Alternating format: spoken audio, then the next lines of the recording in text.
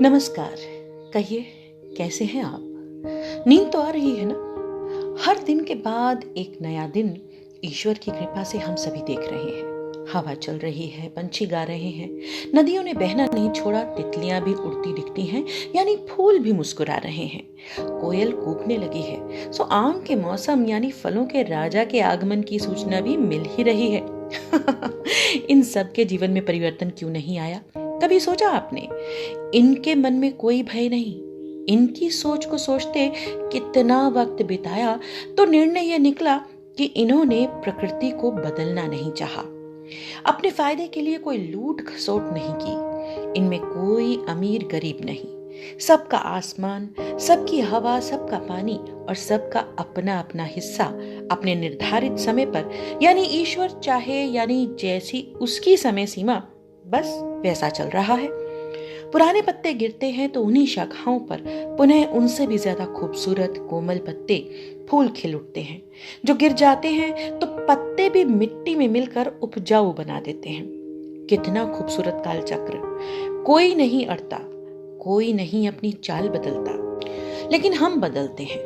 हम शोक मनाते हैं तो मनाते ही चले जाते हैं। हम खुश होते हैं तो सब भूल जाते हैं। हमको बेहतर चाहिए तो हम पुराने की महत्ता को भूल जाते हैं। हमको जीतना है तो सबको हरा के ऊंची ऊंची इमारतों में एसी लगाकर शान से पैर पसारने हैं। जानते हैं कि उस इमारत की नींव को खोदने से लेकर उसके निर्माण तक हमने प्रकृति को कितना लूटा। आज भी एसी, लाइट्स, पंखे चलाकर कितनी ही ऊर्जा, कितना ईंधन, कितना प्रदूषण बढ़ा रहे हैं। अब बात सिर्फ एक इमारत की नहीं, इमारतों के पूरे जंगल खड़े हो जाने की है। फिर एसी गाड़ियां, फुली एसी घर, एसी मार्केट्स, सब कुछ सुंदर, चटक, चमकीला प्रकृति की प्राकृतिक छटा को निरंतर मिटाता, छीनता जा रहा है।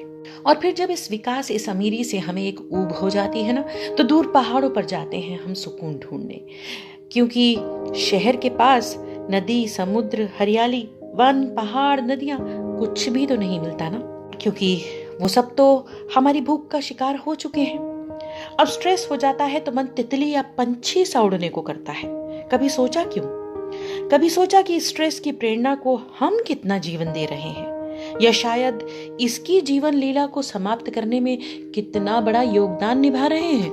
न दाना, न पानी, न आश्रय, न सहानुभूति। बेचारे ये जीव हमारी दुनिया में किस उम्मीद और अपेक्षा से रहे? अफसोस, लेकिन एक कड़वा सच। अब एक छोटी सी कहानी मनु की। रात को मम्मी पापा के साथ शानदार पार्टी में खूब एंजॉय किया मनु ने। लाउड म्यूजिक, लाइट्स, ढेरों तरह का वेज नॉन वेज खाना, पकवान, लोग आधा खा रहे थे, आधा फेंक रहे थे, क्योंकि खाने को इतने व्यंजन थे कि चॉइस करना ही मुश्किल था। और लगातार कुछ नया देखकर खाने की इच्छा होने लगती तो प्लेट में जो पहला था उसे छोड़ दिया जाता। पकाने वालों के चेहरे पर गर्मी से बेहाली और पसीना था, लेकिन वो लगातार जुटे थे क्योंकि बड़ी पार्टी थी ना। कोई परोसने वाला मुस्कुरा नहीं रहा था, लेकिन व्यंजन खूब थे, खूब मसाले, खूब खुशबू, खूब महंगी क्रॉकरी। वाह वाह वाह वाह वाह, क्या पार्टी थी! ढेरों फूलों की डेकोरेशन, लोग सेल्फी खींच रहे थे, होस्ट को बुकेस मिल रहे थे, वो लेते जा रहे थे और साइड में पड़ी 2 टेबल्स पर रखते जा रहे थे। कम से कम 30-40 बुके वहां पड़े थे। फूलों पर नकली खुशबू और चमकीली छिड़क कर उनकी प्राकृतिक सुंदरता पर आवरण चढ़ा दिया गया था, जो उनकी जिंदगी की समय सीमा को बेशक कम करे, लेकिन कोई ना, उनके उस क्षण की तो शोभा को बढ़ा ही रहे थे ना। सारे बुकेस इठलाते हुए पार्टी में आए थे, लेकिन कबाड़ की तरह टेबल्स पर ठेल दिए गए। अब कोई फूल किसी फूल को देखकर भला कैसे मुस्कुरा सकता था? होस्ट के आते हुए रास्ते पर गुलाब की पेटल्स फेंकी गई, जिन पर चलकर वो पार्टी में आए। कितना शानदार और भव्य स्वागत! वाह वाह वाह वाह, क्या पार्टी थी!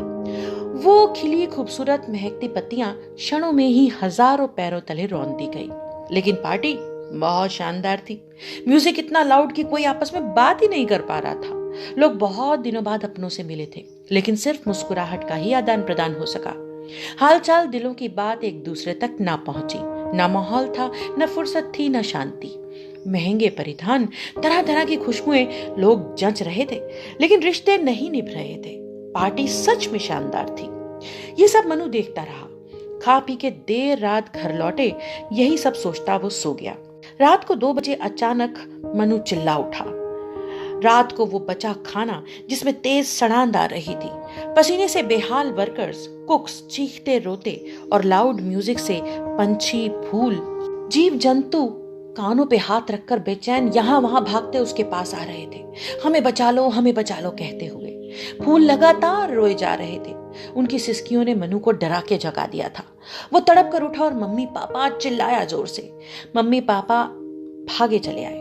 मनु पसीने पसीने था। वो कह रहा था कि नहीं जाना आगे से ऐसी पार्टी में, बिल्कुल नहीं जाना। सब रो रहे हैं, चीख रहे हैं, दर्द में हैं। नहीं नहीं नहीं जाना ऐसी पार्टी में। मम्मी पापा घबरा गए। डॉक्टर को बुलाया गया। मनु अब भी डर से कांप रहा था, घबरा रहा था और उसे देखकर मम्मी पापा की हालत खराब हो चली थी। डॉक्टर आए, मनु को चेक किया, पार्टी के बारे में मम्मी पापा से भी पूछा और अब अनकॉन्शियस होते हुए मनु से भी। उसके बाल मन पर गहरा आघात पहुंचा था। डॉक्टर ने हिदायत दी कि बच्चा सेंसिटिव है, कृपया ध्यान रखें। ये नुकसान ज्यादा करती पार्टी इस बच्चे की चॉइस नहीं है।